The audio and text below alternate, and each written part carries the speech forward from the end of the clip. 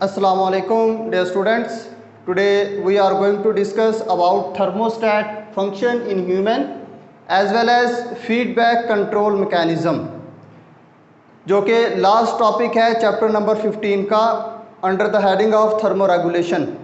Thermoregulation के अंदर previously हम लोग मैमल्स और ह्यूमंस के बारे में कलेक्टिवली डिस्कस कर चुके हैं, जहाँ पे कुछ स्ट्रेटजीज डिस्कस की थी जो कि आइदर थर्मो कंजर्वेटिव थी या थर्मोरेगुलेटिव या थर्मोजेनिक स्ट्रेटजीज थी।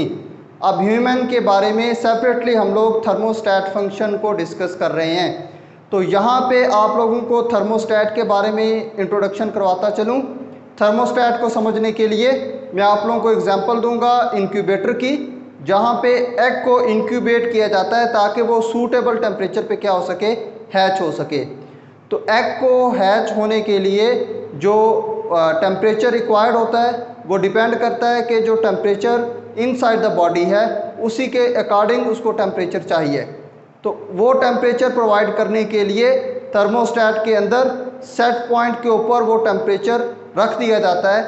वो टेम्परेचर जो इंक्यूबेटर के अंदर है वो उतना ही रहेगा जो हम थर्मोस्टैट के अंदर या थर्मोस्टैट का सेट पॉइंट जहाँ पे हम लोग मेंशन कर देंगे। ना उससे टेम्परेचर कम होने पाएगा ना उससे टेम्परेचर ज़्यादा होने पाएगा। वो क्यों? क्योंकि थर्मोस्टैट ऐसे मैकेनिज़म्स ऑन कर देगा, अगर टेम्परेचर कम होने की तरफ जा रहा है तो थर्मोस्टैट क्या करेगा, हीटिंग मैकेनिज़्म ऑन कर देगा। तो उससे क्या होगा, जो इनसाइड द इंक्यूबेटर टेम्परेचर होगा वो क्या होगा, इंक्रीज़ होना शुरू हो जाएगा। जैसे ही वो सेट पॉइंट की तरफ बढ़ेगा और सेट पॉइंट से इंक्रीज़ होना या सेट पॉइंट से ऊपर जाना शुरू होगा तो थर्मोस्टैट उसको क्या कर देगा, ऑटोमेटिकली क्लोज कर देगा।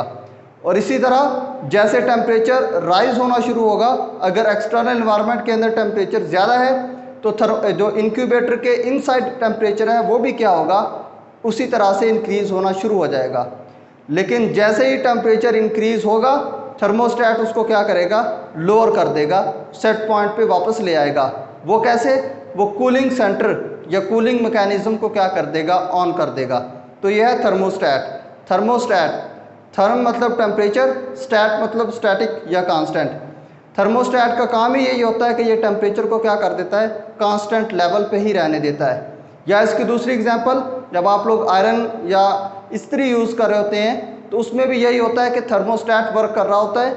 आप उसको जहाँ पे सेट कर देते हैं उससे ऊपर नहीं जा रहा होता टेम्परेचर और उससे बिलो नहीं आ रहा होता टेम्परेचर, वहाँ पे भी यही थर्मोस्टैट का फंक्शन अप्लाई हो रहा है। लेकिन ह्यूमन की बॉडी के अंदर ये थर्मोस्टैट कैसे काम कर रहा है, ये तो थी फिजिकल सिस्टम की एग्जांपल।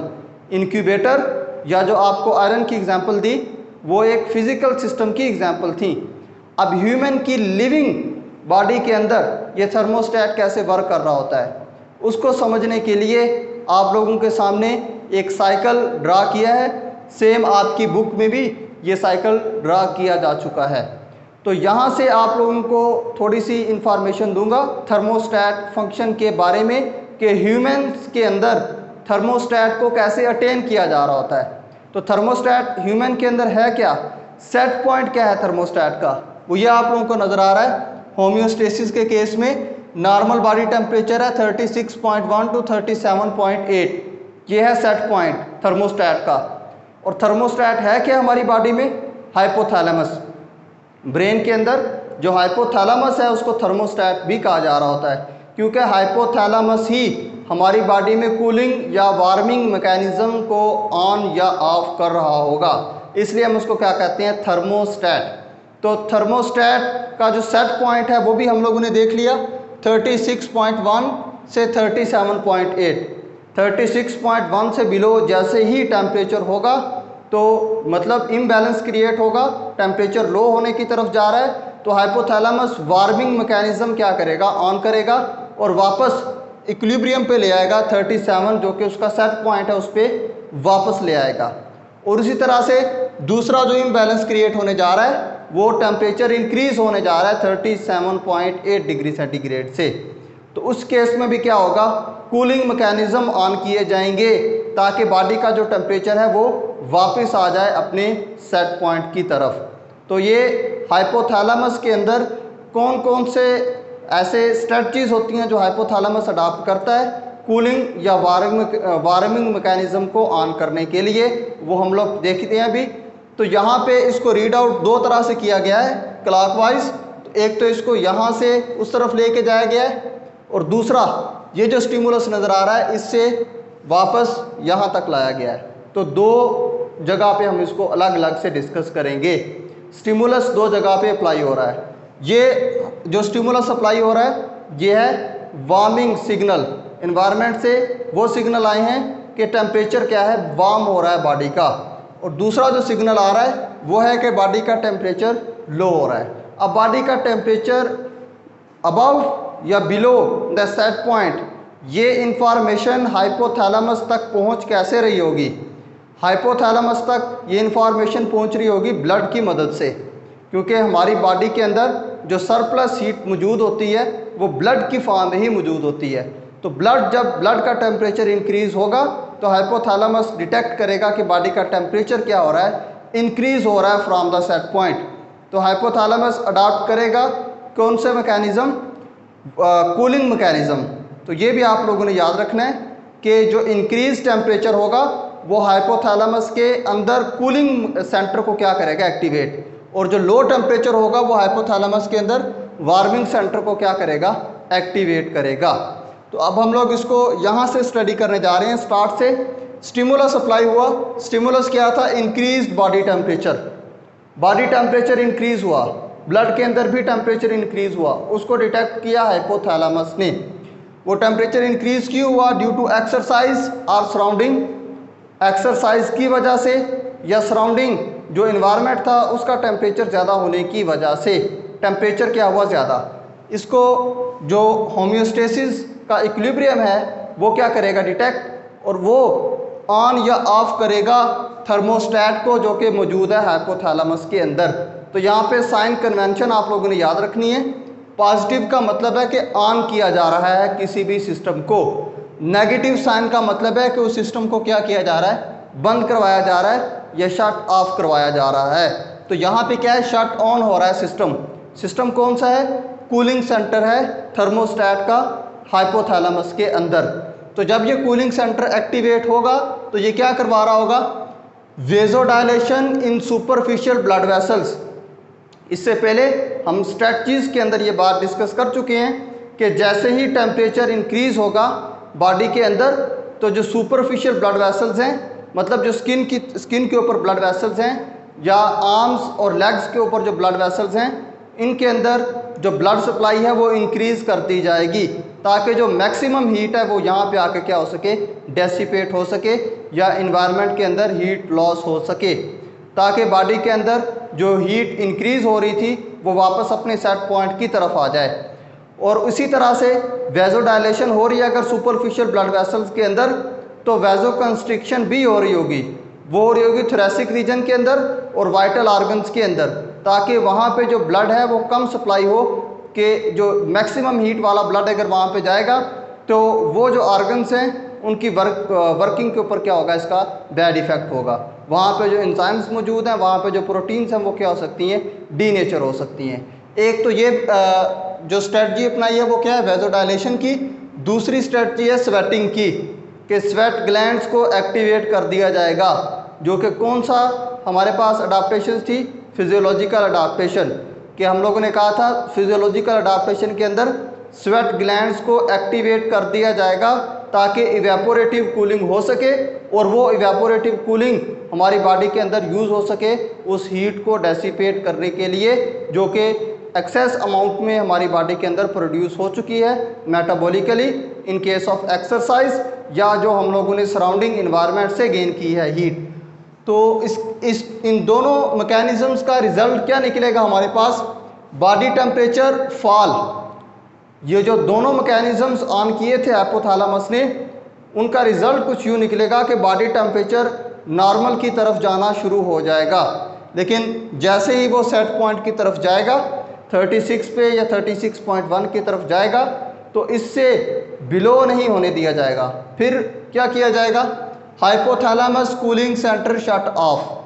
जो कूलिंग सेंटर यहाँ पे एक्टिवेट हुआ था, अब यहाँ पे उसको क्या कर दिया गया है, बंद करवा दिया गया है, ताकि मज़ीद जो टेम्परेचर है वो डिक्रीज़ ना हो। तो यही तो हम लोग कहते हैं फीडबैक मैकेनिज्म। फीडबैक मैकेनिज्म मैं आप लोगों के साथ इन डिटेल डिस्कस कर चुका हूँ जब चैप्टर नंबर 15 को हम लोगों ने स्टार्ट किया था। वेरी फर्स्ट लेक्चर के अंदर फीडबैक मैकेनिज्म के बारे में हम लोगों ने बात की थी। तो फीडबैक मैकेनिज्म को थोड़ा सा यहाँ पे अगेन एक्सप्लेन करता चलूँ। फीडबैक मैकेनिज्म एक ऐसा मैकेनिज्म है जिसमें किसी भी स्पेसिफिक जो रिएक्शन है उसके प्रोडक्ट्स ही रिएक्शन को इंक्रीज या डिक्रीज करवा रहे होते हैं। तो इस बेस पे फीडबैक मैकेनिज्म की दो टाइप्स हैं, एक होती है पॉजिटिव फीडबैक और दूसरी होती है नेगेटिव फीडबैक। अगर हम लोग अपनी लाइफ के अंदर भी देखें तो कोई भी काम जब हम लोग करते हैं उसका फीडबैक अगर पॉजिटिव आए तो इसका मतलब है उस काम को हमें कंटिन्यू रखना है। अगर उसका फीडबैक नेगेटिव में आए तो मतलब उस काम को हम लोगों ने छोड़ देना है, उस काम को नेक्स्ट कंटिन्यू नहीं करना या उसके अंदर कोई ना कोई हम लोगों ने अमेंडमेंट लेके आनी है। तो यहाँ पे भी कुछ यूं ही हो रहा है कि अगर फीडबैक पॉजिटिव है तो पॉजिटिव फीडबैक हमारी बॉडी में बहुत कम होता है। मैक्सिमम जो फीडबैक है वो क्या होता है, नेगेटिव फीडबैक मैकेनिज्म ही यूज़ हो रहा होता है। तो नेगेटिव फीडबैक मैकेनिज्म का एडवांटेज क्या होता है, तो एडवांटेज आप लोग यहाँ पे भी देख रहे हैं कि हमारी बॉडी में जो भी वर्क परफॉर्म हो रहा है वो एक सर्टेन लिमिट के अंदर रहता है, उसको उसकी लिमिट से एक्सीड नहीं होने दिया जाता। मतलब अगर ऐसा नहीं है कि कूलिंग मैकेनिज्म ऑन हुआ है तो वो ऑन होता ही रहेगा, नहीं। ऐसा नहीं है कि अगर इंसुलिन की प्रोडक्शन स्टार्ट हुई है ग्लूकागोन की प्रोडक्शन को मिनिमाइज करने के लिए तो इंसुलिन प्रोड्यूस ही होता जाएगा, नहीं, उसको भी कम किया जा रहा होगा और ग्लूकागोन को अगेन इंक्रीज किया जा रहा होगा। तो ये बेसिकली नेगेटिव फीडबैक ही ऑपरेट करेगा इन सारे सिस्टम्स को। तो एक तो हम लोगों ने ये स्ट्रैटेजी देखी, जब टेम्परेचर इंक्रीज हुआ तो थर्मोस्टेट ने उसको कैसे जो नॉर्मल की तरफ लाने के लिए अटेम्प्ट की। दूसरी स्ट्रैटेजी कि अगर स्टिमुलस अप्लाई हो रहा है डिक्रीज बॉडी टेम्परेचर का, और डिक्रीज बॉडी टेम्परेचर क्यों है, क्योंकि सराउंडिंग इन्वायरमेंट के अंदर टेम्परेचर क्या है, लो हो चुका है। तो उसको कम्बैट करने के लिए जो इनसाइड द बॉडी है वो भी टेम्परेचर क्या होना शुरू हो जाएगा, लो होना शुरू हो जाएगा। लेकिन जैसे ही उसको डिटेक्ट किया जाएगा थर्मोस्टेट इन हाइपोथैलेमस के अंदर, तो हाइपोथैलेमस के अंदर जो थर्मोस्टेट है उसका वार्मिंग सेंटर ऑन हो जाएगा। ये पॉजिटिव सिग्नल आप लोगों को बता रहा है कि वार्मिंग सेंटर को क्या किया जा रहा है, ऑन किया जा रहा है।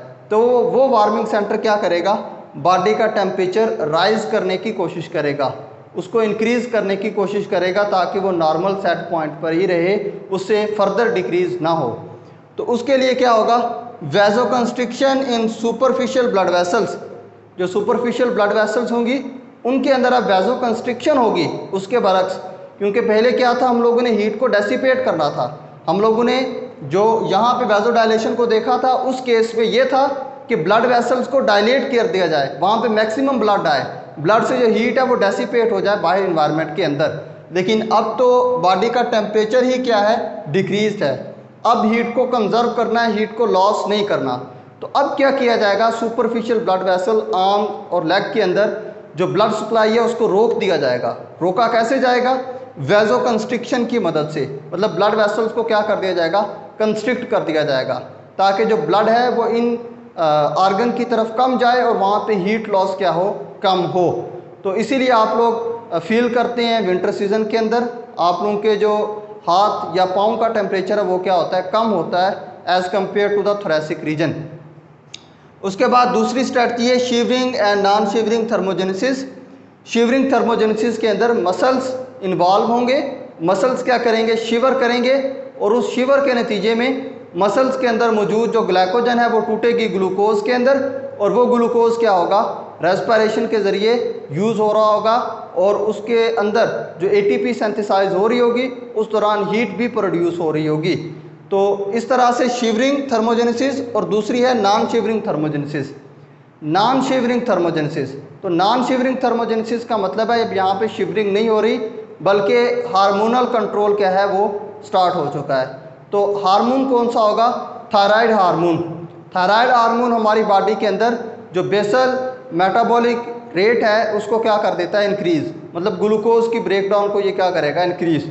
और ये इंक्रीज ब्रेकडाउन ऑफ ग्लूकोज क्या होगी, इसकी वजह से once again respiratory activity increase होगी, जो ग्लूकोज की ब्रेकडाउन है वो इंक्रीज होगी, और उससे एटीपी सिंथेसिस भी क्या होगी, इंक्रीज होगी।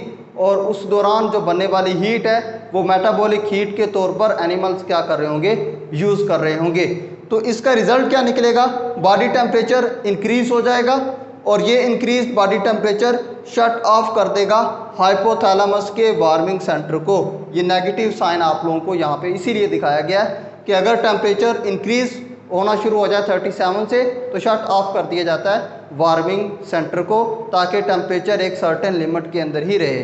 तो ये था थर्मोस्टेट कंट्रोल और उसके साथ फीडबैक मैकेनिज्म। अब लास्ट टॉपिक है, लास्ट पे पायरेक्सिया, इसी चैप्टर के अंदर लास्ट पे है पायरेक्सिया। तो pyrexia basically condition of increase body temperature, increase body temperature की कंडीशन, या जिसको सम टाइम हम फीवर भी कह रहे होते हैं, बुखार भी कह रहे होते हैं। अब इसके बिहाइंड क्या मैकेनिज्म है, तो यहाँ पे आप लोगों ने एक चीज़ याद रखनी है, पायरोजेंस, पायरोजेंस। और उसके बाद जो पायरेक्सिया है इसको याद रखना है कि ये क्या है, इंक्रीज बॉडी टेम्परेचर। पायरोजेंस क्या है और ये कब प्रोड्यूस होंगे इनसाइड द बॉडी। अब जब पैथोजेंस या माइक्रो ऑर्गेनिजम्स एंटर होंगे हमारी बॉडी के अंदर, वो प्रोड्यूस करना स्टार्ट कर देंगे टॉक्सिन्स, और ये टॉक्सिन्स हमारा जो डिफेंस मैकेनिज्म है जो कि वाइट ब्लड सेल्स पे मुश्तमिल है। तो वाइट ब्लड सेल्स के अंदर हम आगे उसकी फर्दर टाइप्स पढ़ते हैं, और उन टाइप्स में से जो लिम्फोसाइट्स होते हैं वो लिम्फोसाइट्स क्या करते हैं, प्रोड्यूस करते हैं एंटीबॉडीज़। लिम्फोसाइट में भी आगे टी और बी लिम्फोसाइट्स आ जाते हैं।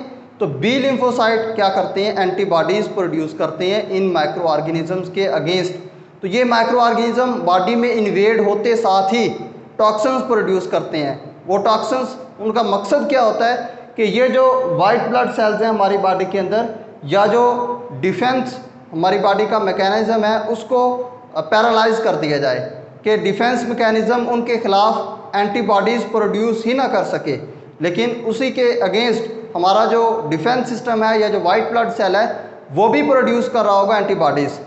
और ये जो एंटीटॉक्सिन्स और जो पैथोजेंस टॉक्सिन्स प्रोड्यूस कर रहे होंगे, इन दोनों को कलेक्टिवली हम लोग क्या कहते हैं, पायरोजेंस। तो जब ये पायरोजेंस हमारी बॉडी के अंदर प्रोड्यूस होंगे, या जब ल्यूकोसाइट की क्वांटिटी इंक्रीज होगी हमारी बॉडी के अंदर, तो वो क्या करेगी, डिस्प्लेस कर देगी सेट पॉइंट ऑफ हाइपोथैलेमस को अबव 37 डिग्री सेंटीग्रेड, 37 से अबव ले जाएगी 38 पे या 39 पे। ये हम लोग डिस्कस कर रहे हैं सेल्सियस में। अगर इसको फ़ारेनहीट में लेके जाएं तो 98.6 बन रहा होता है फ़ारेनहीट में 37, और इससे अबव जब 39 या 38 की तरफ जाएंगे तो वो 100 से अबव जा रहा होता है। इसीलिए कहते हैं कि फीवर में टेम्परेचर है 100 है, 98 है, 99 है या 100 से अबव है। तो वो फीवर या जो टेम्परेचर इंक्रीज़ किया जा रहा होता है वो क्यों किया जा रहा होता है, इन्हीं पायरोजेंस की वजह से, इंटेंशनली जानबूझकर किया जा रहा होता है बॉडी के अंदर ये टेम्परेचर इंक्रीज़। इसका फ़ायदा क्या होता है, इसका फ़ायदा ये होता है कि जो इंक्रीज़ टेम्परेचर है ये इमोबलाइज कर देता है इन्हीं जो पैथोजेंस हैं जो कि हमारी बॉडी में इन्वेड हुए हैं। इन पैथोजेंस को किल करने के लिए या इमोबलाइज करने के लिए इफ़ेक्टिव है हाई टेम्परेचर। तो ये फेवर की जो कंडीशन होती है ये बेसिकली इसलिए होती है कि जो पैथोजेंस हमारी बॉडी में एंटर हो चुके हैं, इनको किल करने के लिए हमारी बॉडी का एक इंटेंशनल रिस्पॉन्स होता है जिसको कहते हैं पायरेक्सिया या इंक्रीज बॉडी टेम्परेचर। जो पायरोजेंस होंगे ये डिस्प्लेस करेंगे सेट पॉइंट ऑफ हाइपोथैलेमस को अबव 37 डिग्री सेंटीग्रेड, और this high temperature is effective in for killing या इमोबलाइजिंग दीज पैथोजेंस। और ये हाई टेम्परेचर इन पैथोजेंस को इमोबलाइज या किल करने के लिए क्या होगा, इफेक्टिव होगा। ये थी हमारी study thermostat function, feedback mechanism और लास्ट पे पायरेक्सिया के बारे में। उम्मीद करता हूँ आपको इसकी समझ आई होगी। स्टिल अगर आप लोगों को यहाँ पे कोई क्वेरी है तो आप लोग क्वेश्चंस पूछ सकते हैं कमेंट सेक्शन के अंदर। Thank you.